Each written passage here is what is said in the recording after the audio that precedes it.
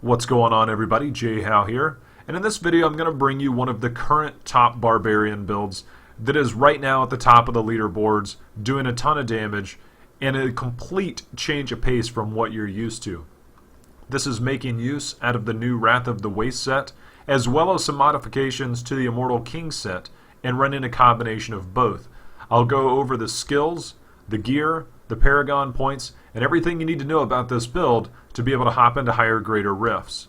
For the skills, you have Call of the Ancients with Ancient's Fury, Whirlwind with Blood Funnel, Rend with Bloodbath, Battle Rage with Into the Fray, Wrath of the Berserker with Insanity, Warcry with Impunity, and for your passives, Berserker Rage, Weapons Master, Nerves of Steel, and Ruthless.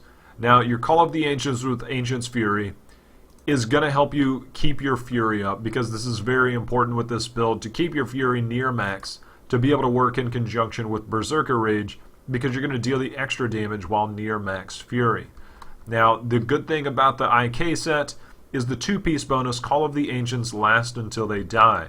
So you're actually going to have these around permanently to help you regenerate that Fury and keep you stacked and keep you full. Obviously, your main attack is Whirlwind, which is what everything is based around with the new Wrath of the Waste set, where Whirlwind is going to do much more damage, and we'll go over that here in just a second.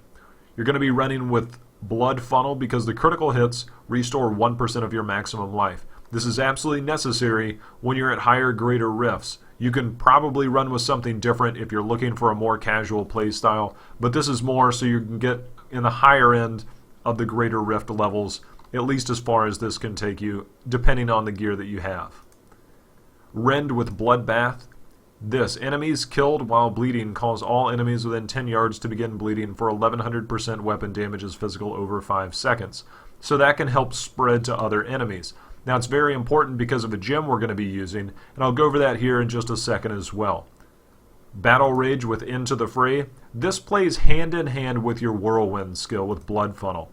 Critical hits restore 1% of your max life.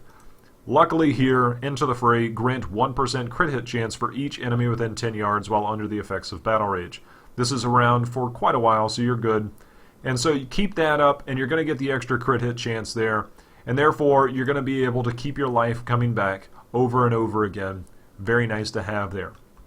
Wrath of the Berserker with Insanity. This is a straight damage boost. If you do find yourself taking too much damage, you can go with the damage reduction here in Striding Giant. However, you're generally going to want to go with Insanity, especially if you want to push this as far as it could go. Warcry with Impunity, strictly because this is going to increase your resistances, which is a huge thing because you're going to be in there in melee range, taking quite a bit of damage, but you're going to show you ways to mitigate that, and that's just another one of the ways. Now again, for the passives, Berserker Rage, because that plays hand in hand with having max Fury or near max Fury. Weapons Master, 2 Fury per hit. Now, you might not always need this. Keep this in mind that your Call of the Ancients, once you get to higher, greater rift levels, they will die. If you're playing lower levels, you'll generally see that they'll stay around for quite a while. You can kind of get away with this if you want to run with something like Boon of Bolcathus, if you find you can't keep your uptime on Wrath of the Berserker well enough. But again, I'm going to show you ways that all that plays together.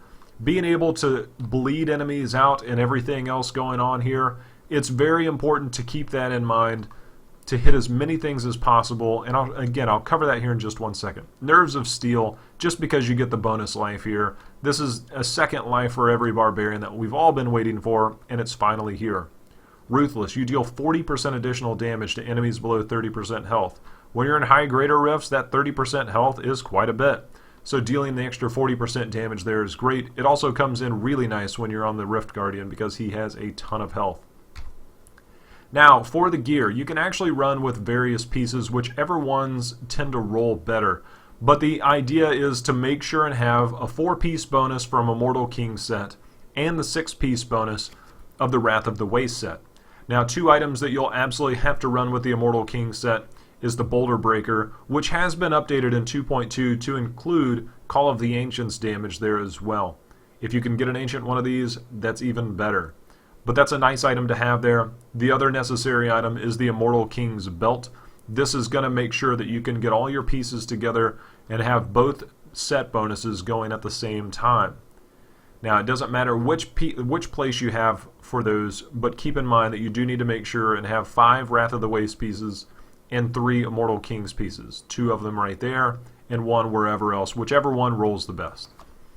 Now, in the helmet, cooldown reduction isn't completely necessary. It's more about survivability at this point. Like I said, you're going to find ways to get your Wrath of the Berserker around almost 100% uptime, depending on how you roll your gear and how you want to do this.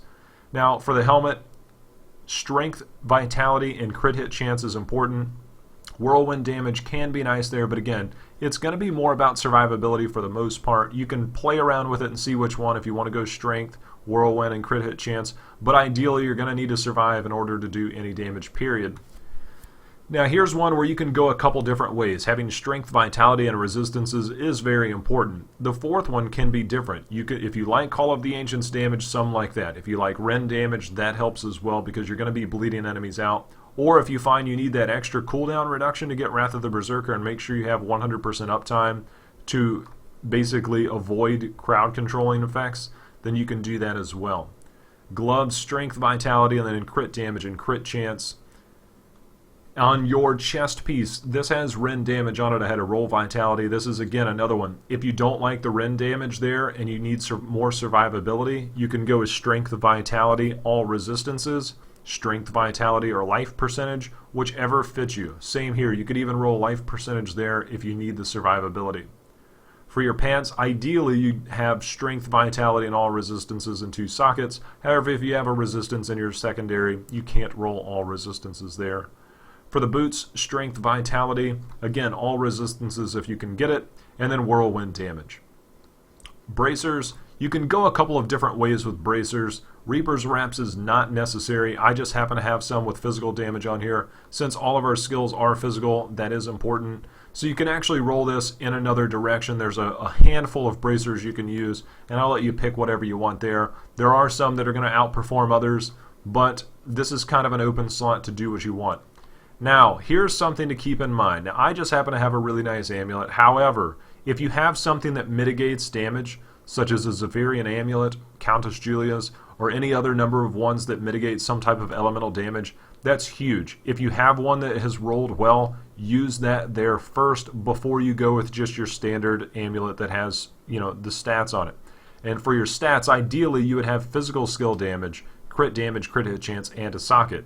If you can't get the physical damage on there, the way everything else is set up, strength, crit damage, crit chance, and socket is important, with strength being the least important of those stats. So keep that in mind there. For your legendary gems, well, let's go over the rings real quick. You need a unity in order to survive. You split that with your follower and you're good to go. So having that on there. Now, I don't have a very good unity. It's more important to have a socket than it is to have strength. I had to roll this over from another character. Having sockets on both of your rings and your amulet is very important. Having a Ring of Royal Grandeur, hopefully you can get a better roll than this as well. Having a socket there is very important, but having a socket in each of your jewelry pieces is very important. Now, here's the part that I was referring to with the bleeding part and being able to hit multiple things. Your rend and everything else is going to play together. Let's go over the set bonuses here. Increase the damage of rend by 500% and its duration of 15 seconds. This way you can go in, swing your rend, and make everything bleed.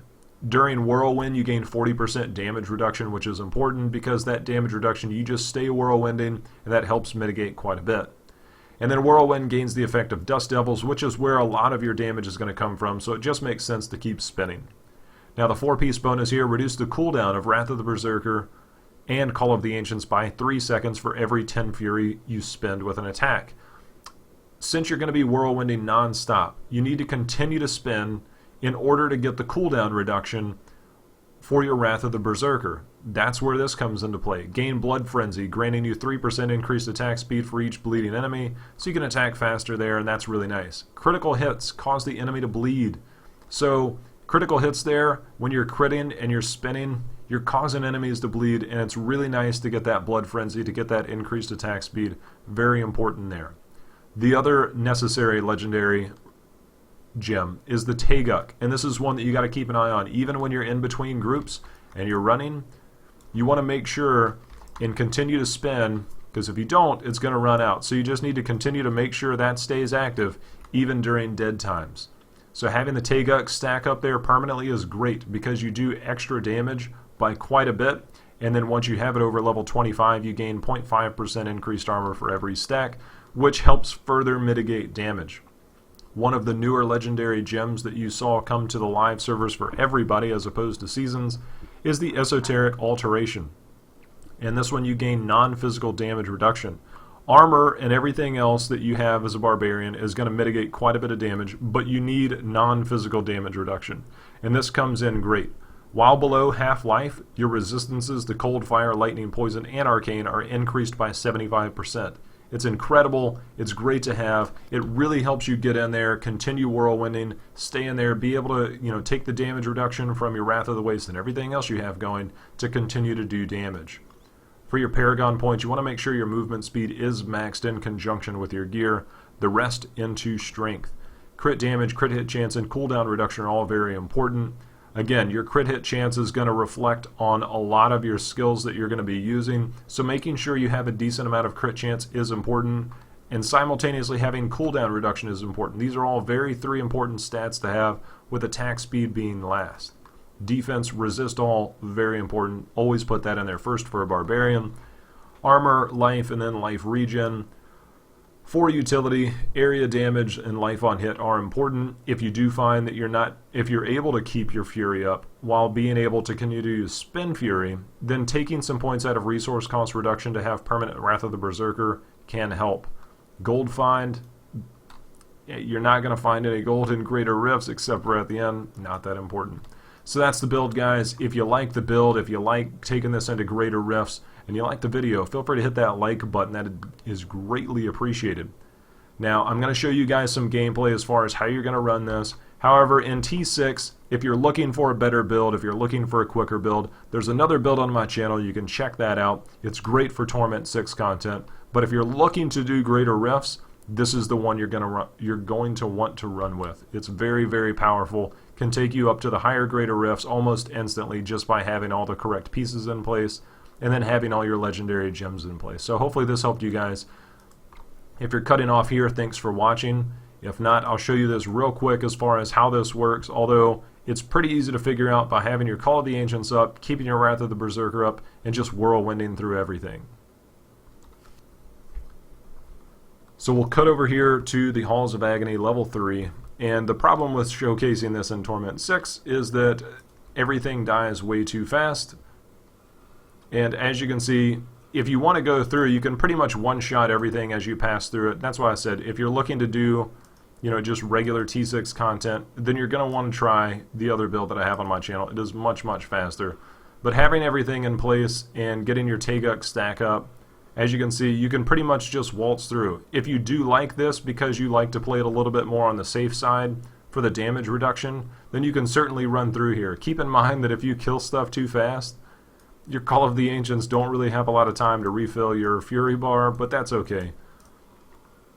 And so either way, that's the build, guys. Once you take this into higher Greater Rifts, you'll see exactly what I'm talking about. The idea is to continue to spin everything in place.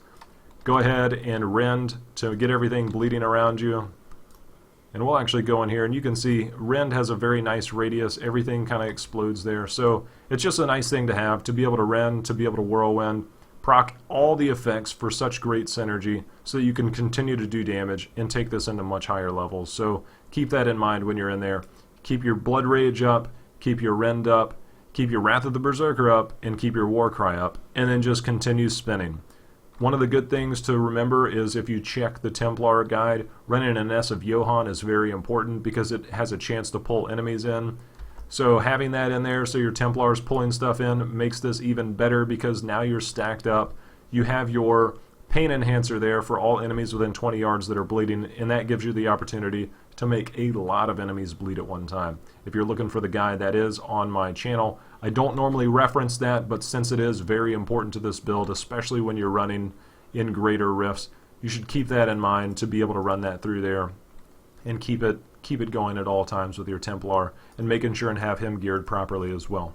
Like I said, if you like the build, if you like the video, be sure and hit that like button. Definitely greatly appreciated.